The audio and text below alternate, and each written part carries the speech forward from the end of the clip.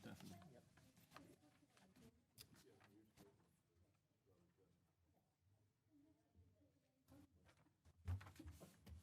That one is awesome. And then there's another tab to do the other one. Okay. See this note right here? I do not need to print that. Awesome. Thanks.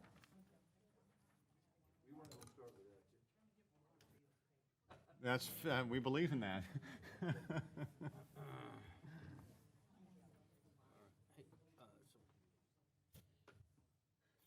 Do I need to adjust this, or we're good?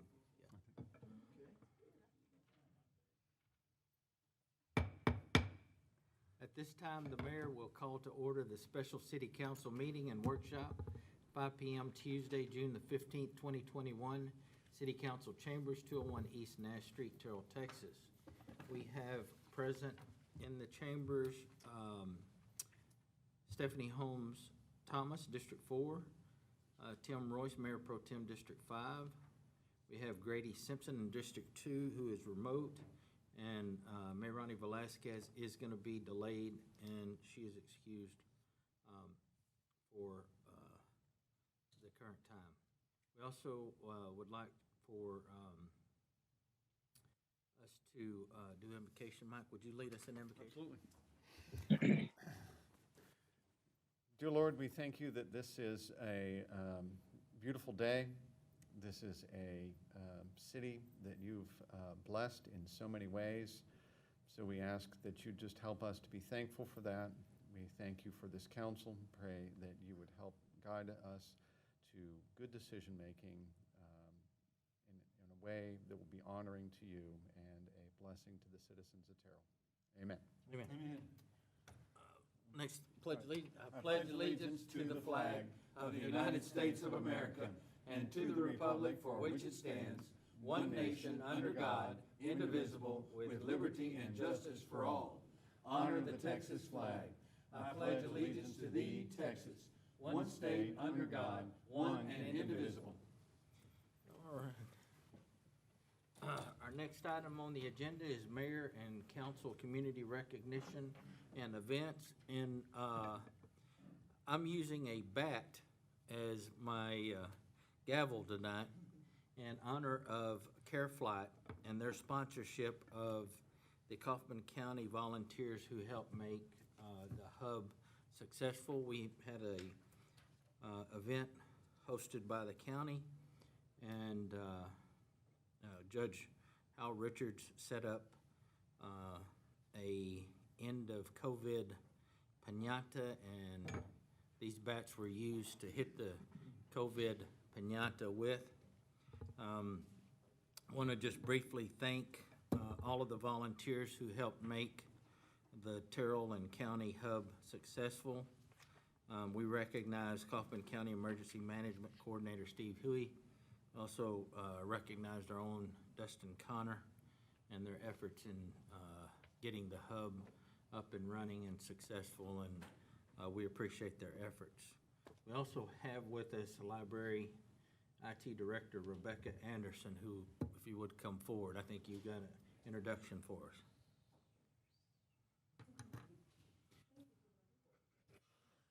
Thank you, Mayor and Council, for having us. I would like to introduce you to our new Youth Services Librarian, Morgan Sisk. She comes to us from Huntsville. She is a UNT graduate, has a bachelor's and master's from UNT with in library science and a specialization in youth services. She is, we're very excited to have her on the team. I think she's going to be a great addition. She's bringing some new ideas and new vision to the Youth Services Department at the library. Cool. Becca, how long has she been with us? Oh, about 3 weeks. 3 weeks? Okay. Yeah. So were you were part of the library kickoff summer reading program? Yes, I was. Wonderful. Good. So welcome aboard. Welcome to the city of Terrell. Would you like to address the council or say anything? Yeah, thank you for having me. I'm so happy to be here in Terrell. I'm so excited to work at the library here. We had our summer reading kickoff last week, which was amazing. At the activities fair on Tuesday, we had just under 400 people, And for the entire week, for the summer reading kickoff activity, entire week of activities, we had about 500 people. So it was a really good turnout for the first week. Wonderful. Well, welcome aboard. Does anybody have any comments or questions? I will say that the new youth librarian is always required to state her favorite children's book. Oh man, that's a good one.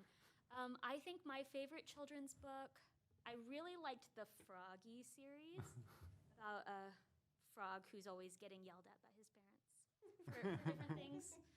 And those are pretty popular, so yeah, those are my favorites. Awesome. Well, thank you. Welcome aboard. Thank you, Becca, for bringing Thank you it. for having me.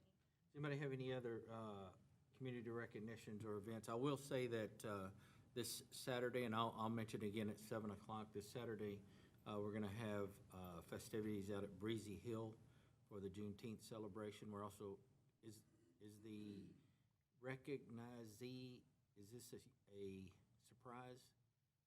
So I shouldn't say I'm anything. going to have to defer to a representative from Breezy Hill to answer that one. Are we surprising our honoree? Is it? It's not a surprise? So we're gonna have an opportunity to surprise, well, not surprise, but to recognize former Mayor Francis Anderson, whom I worked with as a District 5 representative on the council, and looking forward to that. I think that's at 4 o'clock. Not a surprise. She knows? Okay. Okay, no. There you go. Well, good. Well, I'm looking forward to that, and please, if you can come out and help and celebrate, we'd love to have you at Breezy Hill. I think, does anybody know, is it from 10 to 5? Or 10 to 8 p.m.? So it's an all-day event. Come and go as you please, and we look forward to seeing everyone. Next item is to hear remarks from visitors. Are there any?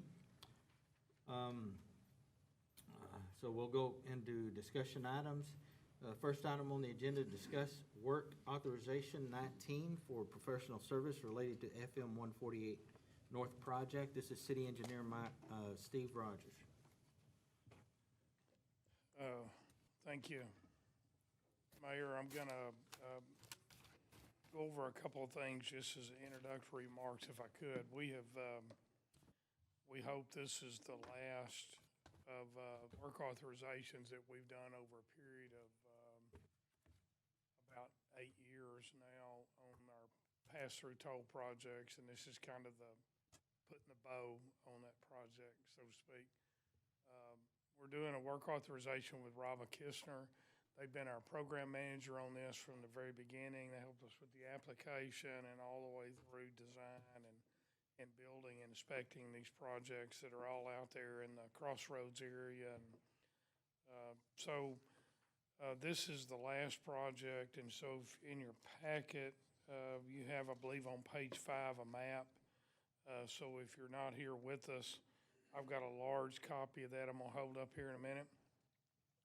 And so the map's on page 5, and then there's this work authorization is for right-of-way services, and it's in a total amount of $71,000, and that's broken into 4 different costs. And I'll ask you to look at your agenda page 12 and agenda page 13, and between those 2 pages, that makes up the total cost. These are all not to exceed numbers. And for the benefit of Councilwoman Thomas, we, in engineering agreements, we like to do not to exceed amounts. So we have a capped amount, and anything beyond that requires a further authorization from council, and it gives us a max to get to. So it's kind of a threshold holding line. And so there's on page 12, there's a proposed fees from Pinnacle, which is a right-of-way consulting group. And there's 3 costs broken down there. One's for surveying and mapping. The middle one is for appraisal services, and the last is acquisition services. And it's taking those 3 things combined together to get everything correct. And then the oversight, and then on page 13, we have the oversight from Rava Kistner over this to assist us with this. They have that in a not to exceed amount of $15,000. So between all 4 of those fees, that's how we got to $71,000. And so the real question is, what are we gonna do for $71,000? I'm gonna hold this map up here, and again, that's in your packet, I believe, on page 5. And so, on FM 148 North, again, this is the Heather Lane and Tiffany Square Apartments. This is the DPS building.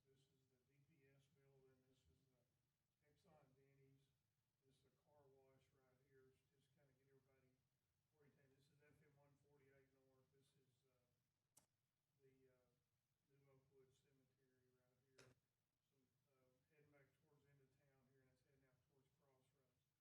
Just kind of get everybody oriented. This is FM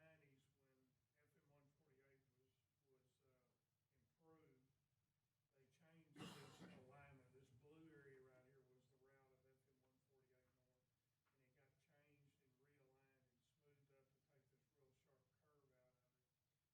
So heading back towards the end of town here, and it's heading out towards Crossroads. So back in the mid-90s, when FM 148 was improved, they changed this alignment. This blue area right here was the route of FM 148 North, and it got changed and realigned and smoothed up to take this real sharp curve out of it. So as a part of our project and our pass-through projects, we obtained 3 parcels down here in this area here that are all green color here. And those 3 parcels gave us some drainage easements that we in turn gave to TxDOT for their drainage, and then it gave us some additional land in this area to help manage this whole area. The blue area, the old right-of-way contains sanitary sewer line for a portion of it, and it contains a 16-inch water main within that. And so one of our goals from the very beginning of this project was to, when the project was finished and accepted by TxDOT, was to go back to TxDOT and ask them to give us this surplus right-of-way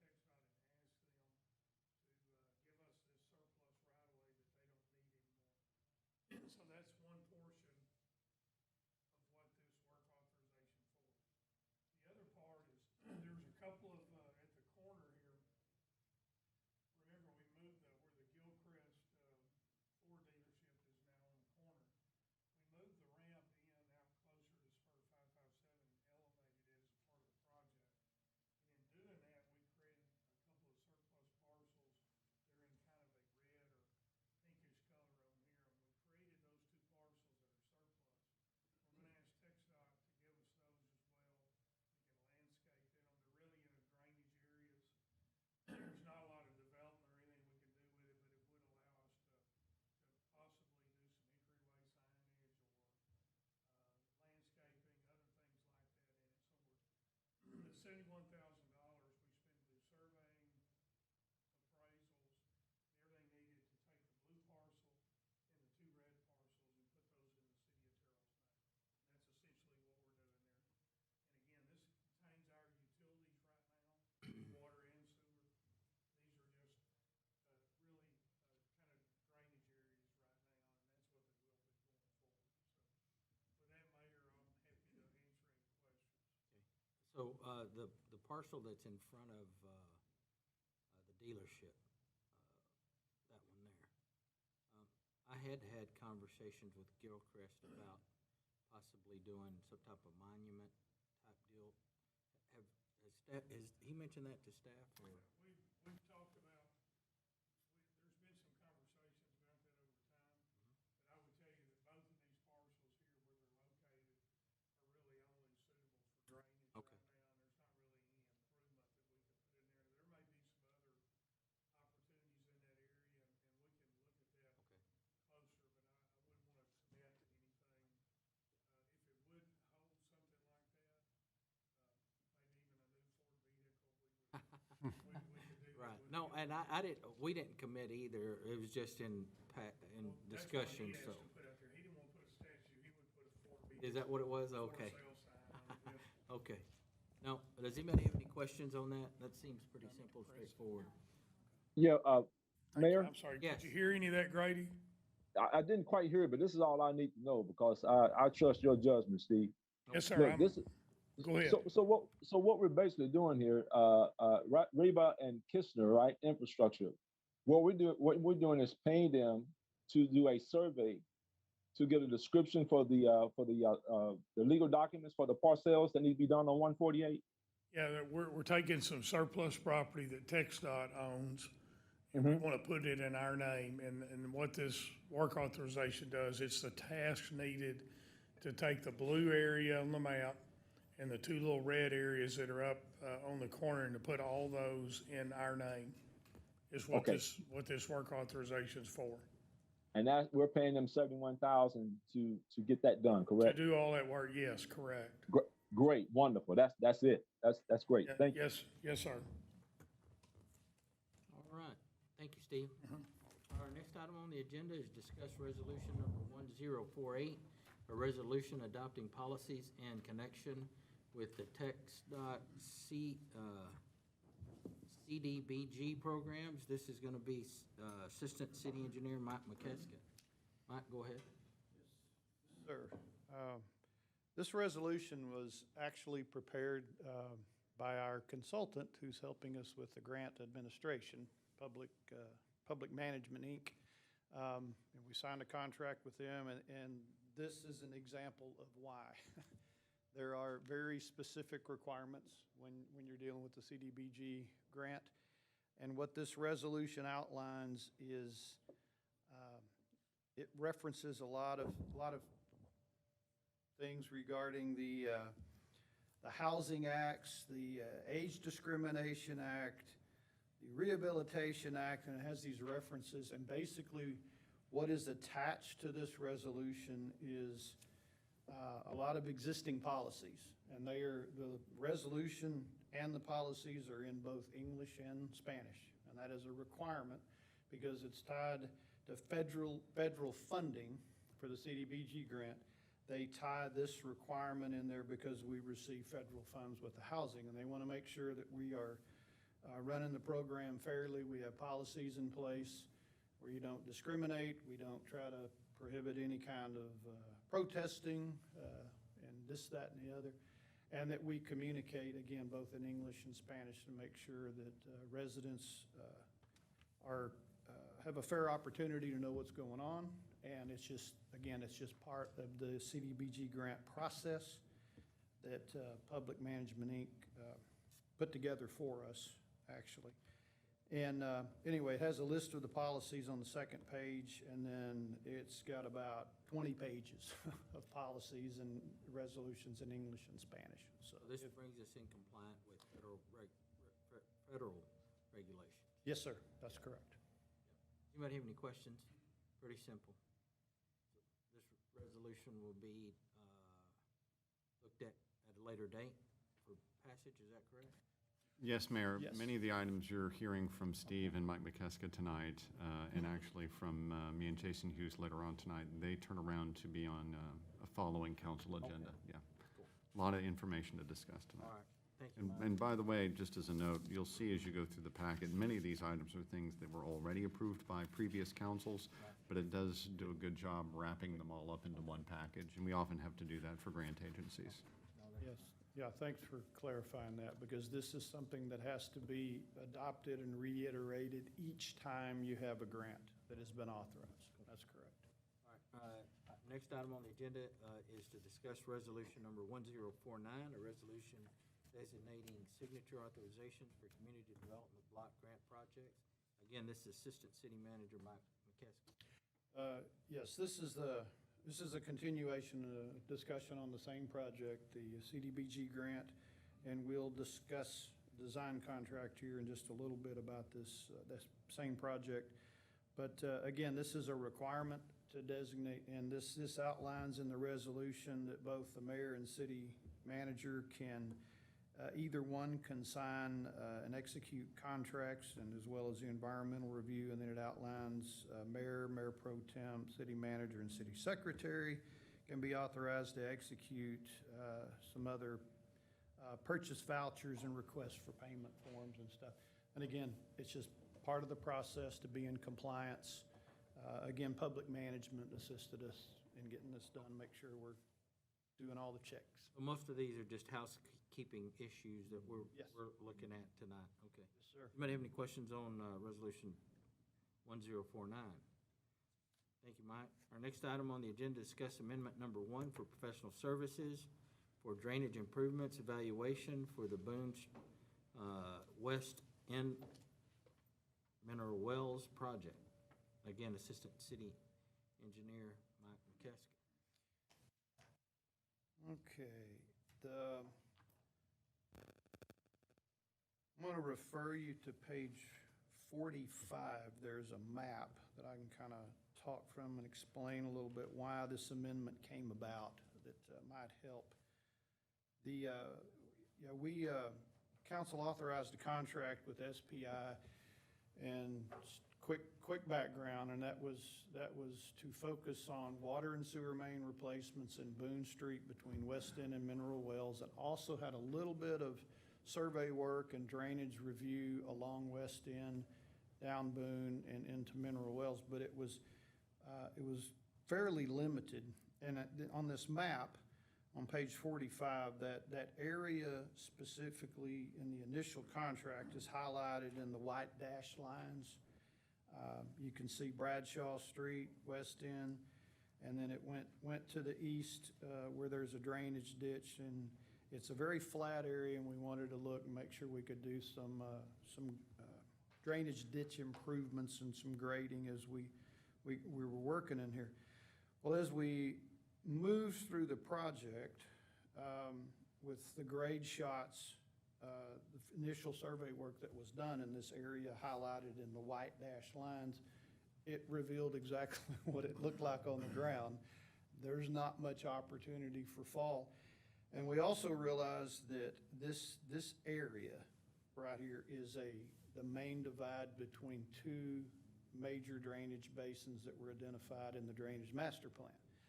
So we started looking at it saying, you know, we really need to expand and go up to the railroad tracks and towards 80, because some of this flow goes to the north and the west, and then some of this flow right in this area of Bradshaw and West End begins to flow to the southeast.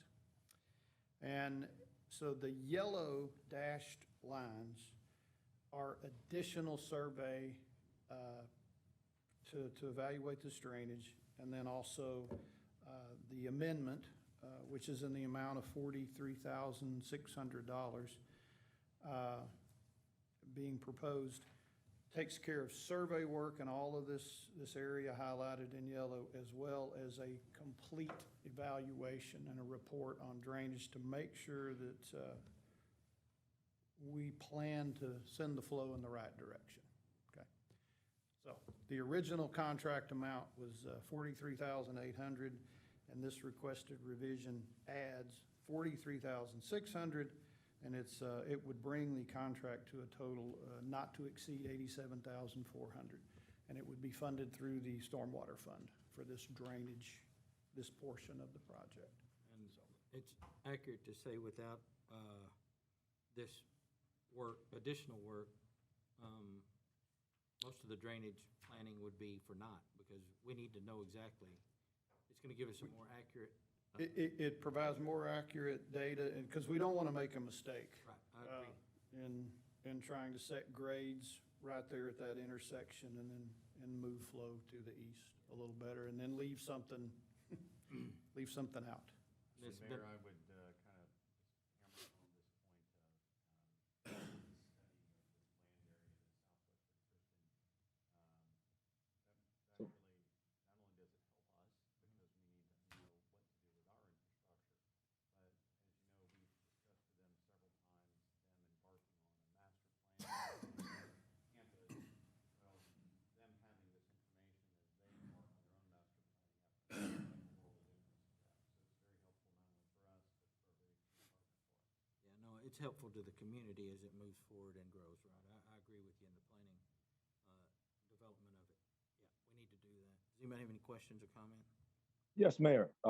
Yes. Yes, this project is in my neck of the woods, and I'm proud to see this. Mr. McKeska, I want to ask you a question. So, is a survey primarily to figure out what are the drainage patterns so we can correct the pattern? I mean, what is that? That's correct. Like I said, this area is pretty flat, and it's right at a divide. And so what they're going to be doing is shooting, basically, I'll call it a grid. The survey work will pick up a lot of elevations up and down the streets that are highlighted in yellow. So right now, they stopped basically, for instance, at the intersection of Bradshaw and West End. They're gonna move to the west, go down West End further, and they're gonna cut up to the north down Eason and over to the west of Eason, all the way up to just south of the railroad track to Dick Street. And then that entire kind of, there's sort of a little white diagonal lines, if you can see it on the screen, if it picks up. In that entire area will be shot, and any changes in elevations will be picked up. And that will provide that detailed information to make sure that any planning is done correctly to move the water out of the area. So, Okay, I just want to ask you a few questions because I saw a few terms in here that I don't know what the heck it is, but you had stuff like the watershed divide, and I think the topo and the UPRR. You know, what are those? okay, UPRR is the Union Pacific Railroad, so that's setting Gotcha. the kind of the boundary to the north edge of this. Uh-huh. Watershed is a term that's used to define an area where all the water drains. It starts at the top end of an area, a basin, watershed basin, and it flows from the higher elevation to the lower. And so a watershed, that when they're talking about that, that's when this area is at the boundary of two watersheds, and one flows towards the west, generally elevation-wise, and one flows towards the east and southeast. And so if you get your grades set wrong before you're at the very top of that basin, it won't drain correctly. Okay, Does that make makes sense. Yes, sir. It makes a Okay. lot of sense.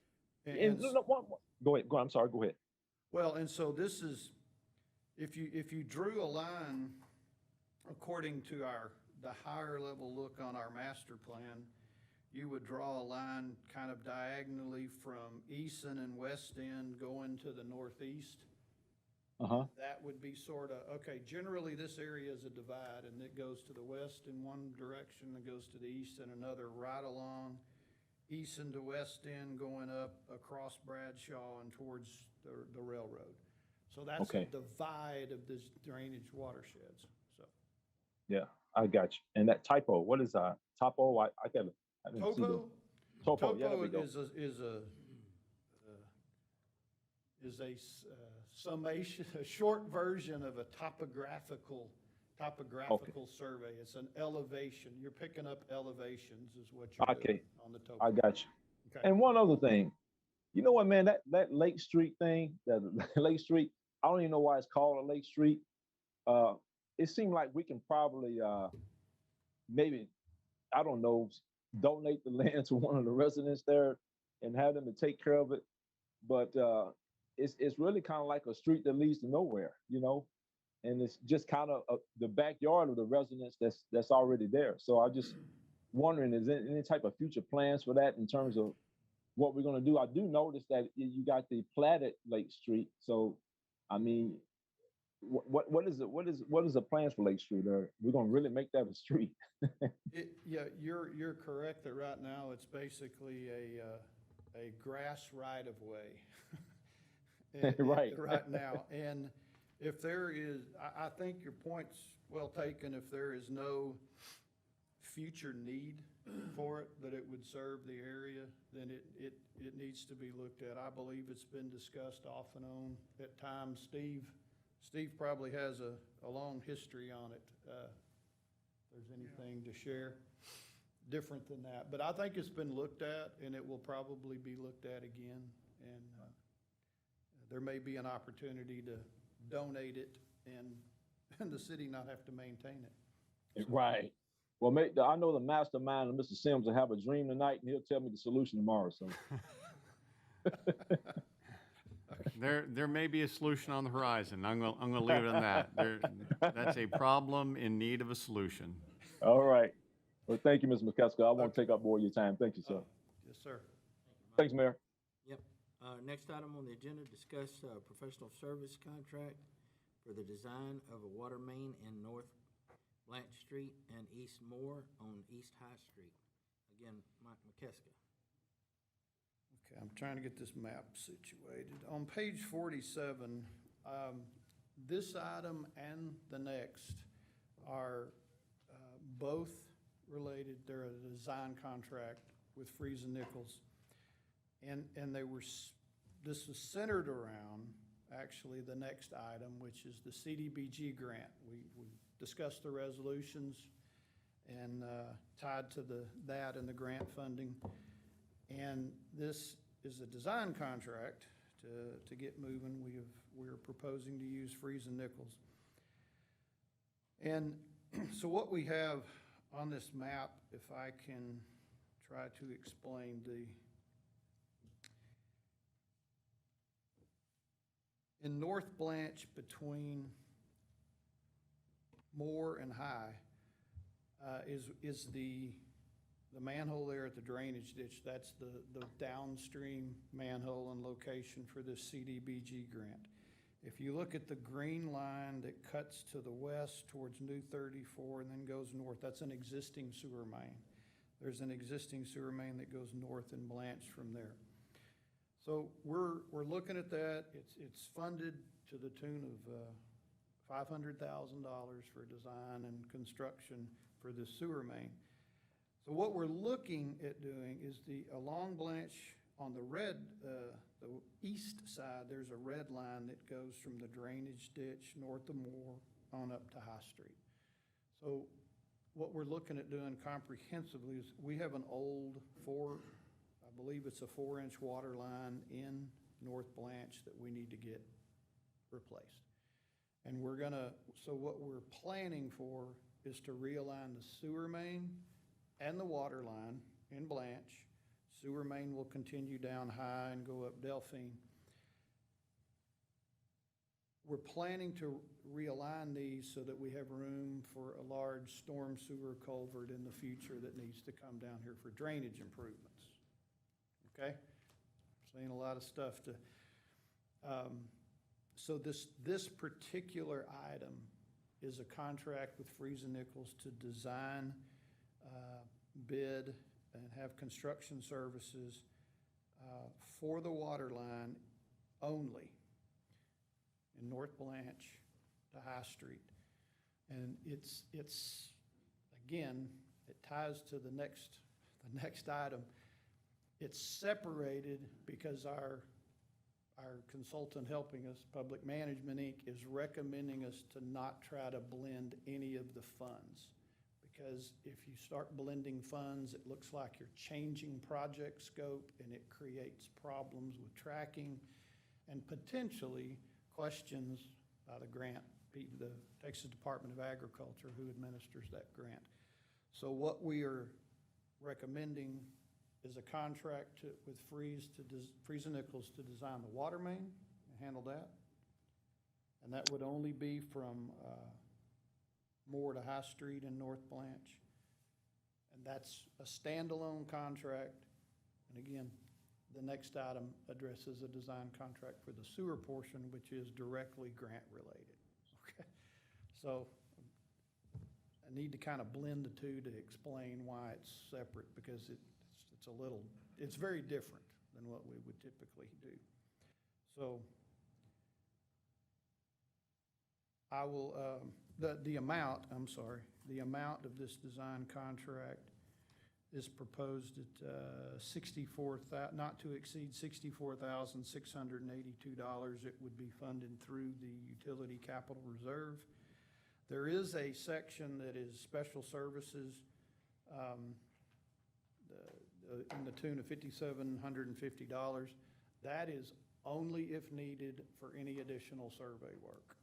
Freeze and Nichols has already picked up a lot of survey data in this, and that's one of the reasons we went with them on this, for their work on that drainage evaluation. And we don't anticipate needing that survey work, and there's a chance of it. But basically, that's the recommendation, to enter into that contract for not to exceed $64,682. I hope that's not too confusing. Well, I think probably what needs to be clear is that we're not just going to do one, but we're going to address both, only separately. That is correct. That is correct. When it's all said and done, both of them will be addressed, the water and the sewer, but in separate project. Yes, that's right. And I will say the initial question is, can we not combine them into one construction contract and have two different sections? One is grant funded, one is not. And for now, they are recommending us not do that. Frankly, I'm hoping that'll change. But right now, they're saying you need to have two design contracts, two construction contracts, but it's all interrelated. Yes, that's. I understand. Does everybody understand? Do you have any questions? Okay. Thank you, Mike. Our next item on the agenda is to discuss professional services contract for the design of sewer main for the Texas, that stands for, what? What's the CDBG? Community Development Block Grant, yes. Block grant. Yeah. Okay. And this is Assistant City Engineer Mike McKesson. Okay, so, yeah, Mayor and Council, as discussed, this is all interrelated to that grant project. And now this has a little bit, it's a little more extensive scope. So the design contract with bidding and construction services actually is being proposed at $103,246. And so what, again, this contract will focus solely on the sewer main design. They're also it includes a little bit of work on some capacity review, just to make sure that we're right-sizing the sewers. We're proposing 10 and 12 inch, and that should be fine. We're gonna evaluate the exact break point and minimize the amount of work if we have some mains in the area that are in good shape. We don't wanna have to upsize and replace those if we don't have to. And so this will start again at North Blanche at the drainage ditch between Moore and High, and it'll go up. Proposed alignment is to go up Blanche, down High, and go up North Delphine for to College Bryn. Sorry, off the top of my head. Bryn Street. And again, standalone contract with Freeze, but all interrelated to the other discussion. So, answer any questions. This is all to address much-needed infrastructure needs. Yes, these mains were identified as needing some replacement and upsizing in a wastewater prioritization study actually a few years ago, and we got the grant for it. Trying to get there. Yes. And this is, again, through the Texas Community Development Block Grant. Yes. Correct? Yeah. Okay, any questions? Next item on the agenda is to review final design for Temple Street project. City Engineer Steve Rogers.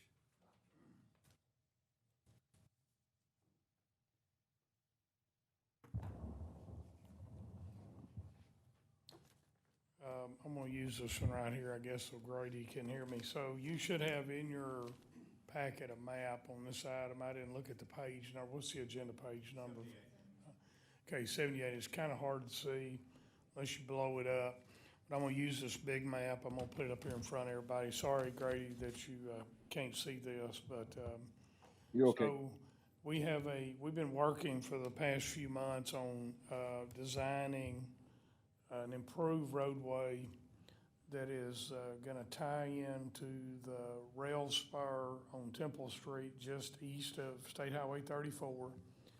Build a new concrete street from that point there down to the Mayfield-Runnels intersection with Temple, where they all converge right there. And the total project cost is estimated to be at approximately $1 million. And if you'll remember, and again, as a point of education, I guess, and reminding, we started a fund a few years back when Builders First Source came in to take some of their sales tax to use for doing some projects. And this is one of those that we're funding from that. And so we're ready to go with the project. When we have the money available, we hope in this fall. Later this year, we'll bid the project. one of the major design elements that we've done with this project is to give access to everything adjacent to it, which is industrial. We have the fertilizer plant here, El Dorado Chemical, and you have Builder's First Source on the north, and you have a vacant piece of property here that was looked at as another industrial type use sometime last year. Then you quickly morph right into pure residential right here on the end of it. So one of the things we're doing here is we're designing the roadway, building a median, and trying to set ourselves up for success on the east end of this, try to keep trucks from getting lost and navigating through the Stallings addition, which they've done from time to time and getting stuck. And part of that's going to be to help redesign this intersection, and that will require, there's one house right here, and we're going to need to look at possibly obtaining an empty lot there on the corner, and that will allow us to driveway off of Mayfield and allow us to close this driveway access off here and put that median in. That'll help control that truck traffic a little better on the east end of the project.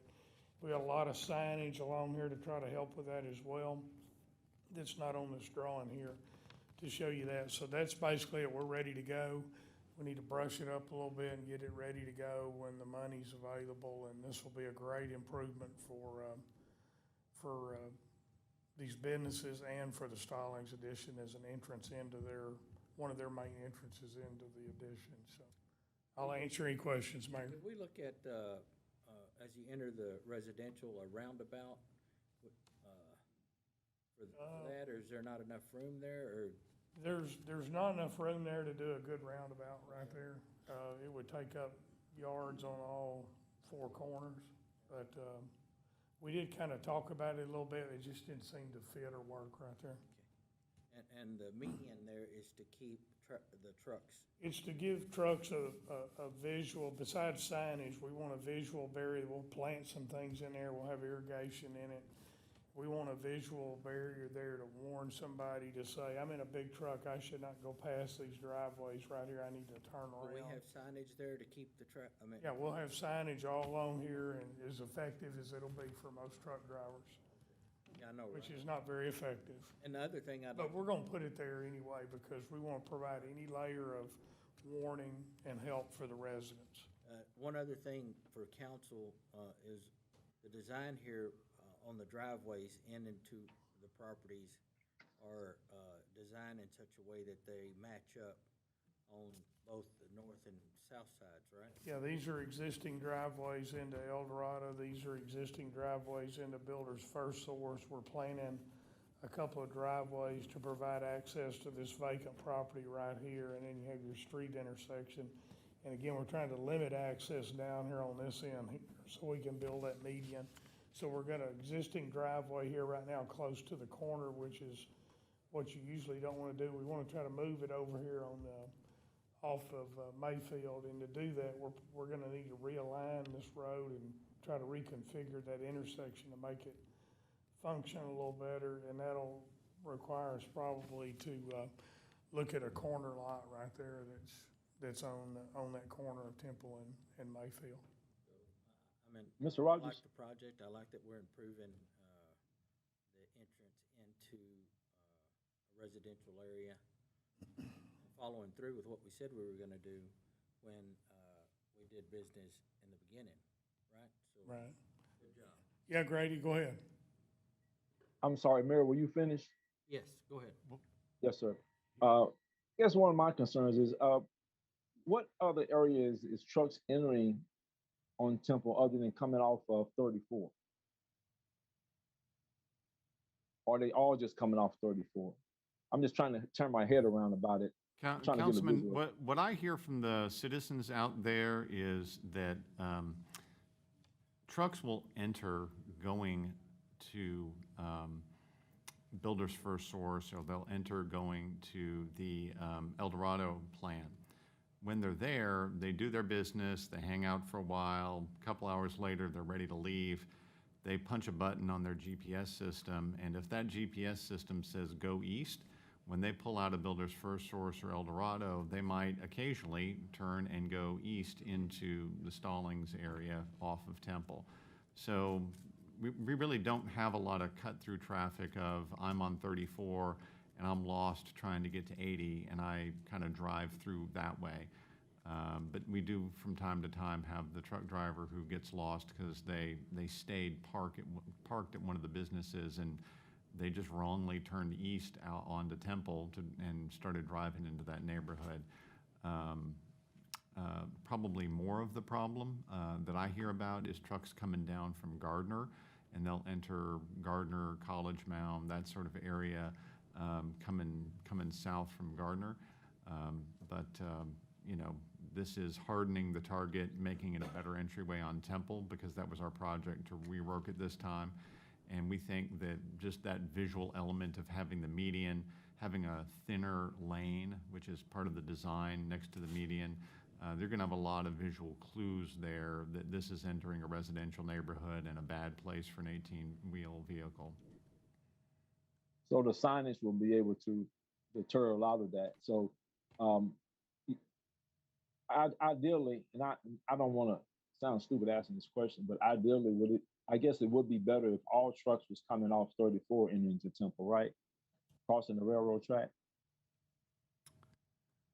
Right, we don't want any trucks coming from Gardner winding through the neighborhood and then ending up on Temple. That's a loser of a direction for everybody involved. We want people driving on State Highway 34 in their 18-wheeler and using this very limited section of Temple that will be concrete, and then leave the residents alone as they get to the east side of Temple. And one of the important design elements we started with was making sure that we separate where there are residential driveways from where there are industrial driveways. And that median gives you a visual demarcation of where the difference is between, okay, here's a spot on the west side for the industrial driveways, then you have that median section and the intersection of Mayfield and Temple and Runnels, and from there, that's where the residential driveways pick up on the east side of that. So we're hoping Yes, the I see. median, yeah, exactly. Yes.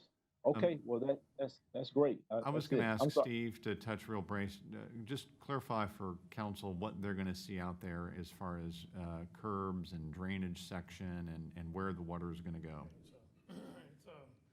We're putting in some storm sewers, part of the project, and trying to drain the majority of it. This is gonna the way Builders First Source built is limiting what we can do. So we're gonna kind of have a hybrid of some curb and gutter and some open drainage.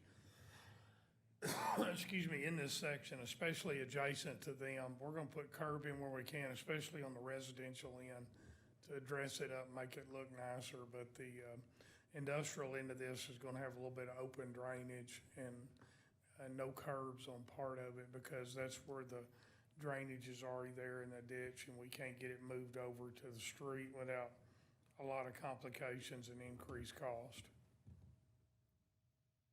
So, does anybody have any comments or questions? One of the things that, yes, go ahead.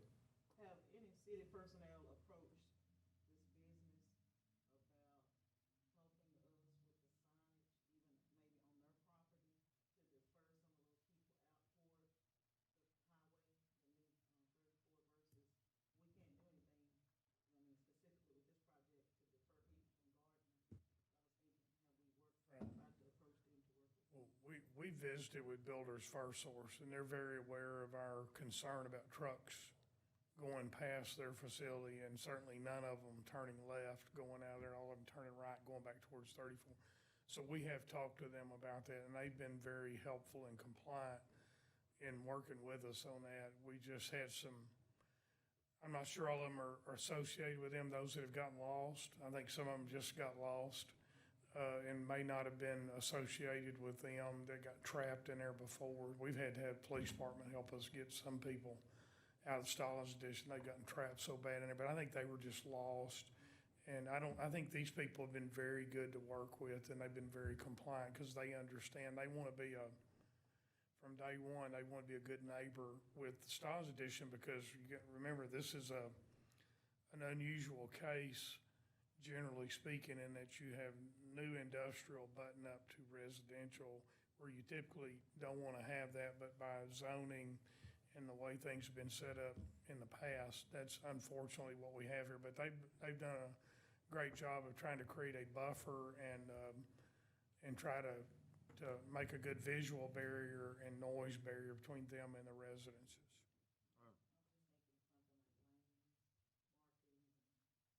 We're yeah, and we'll talk to them about that again to see anything that they can do to help out would be appreciated, and we'll be happy to do that. Yes, Steve, I want to say thank you for addressing this issue. One of the things that I would say to the Stallings Addition residents is that this council wants to be responsive to all of our neighborhoods, including the Stallings Addition, and this is one of the ways in which we can improve that entrance into the Stallings Addition, and thank you for that moving forward. Anybody else? Steve, I guess the other question is, when I look at the median, it's down the way a little bit from the Builder's First Source last driveway.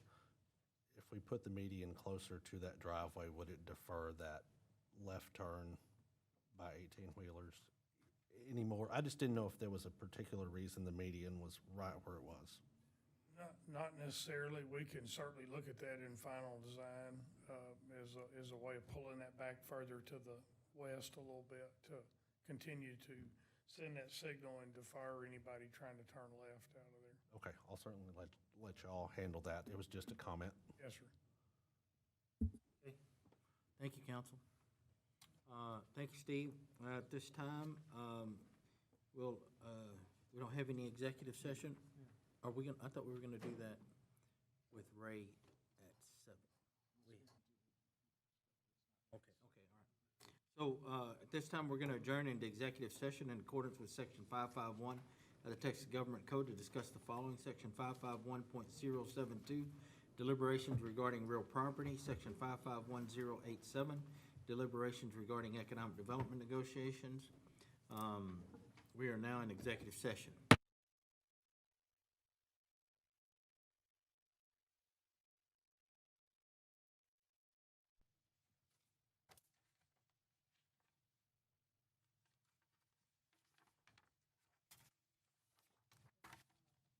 And we're back, 106.1. No, we're not. We're not. It's okay. You're back. We have Wi-Fi issues today. We are going to reconvene into regular session and consider action, if any, on items discussed in the executive session.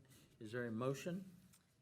I move to authorize the city manager to negotiate a purchase of the properties necessary for Temple Street right-of-way.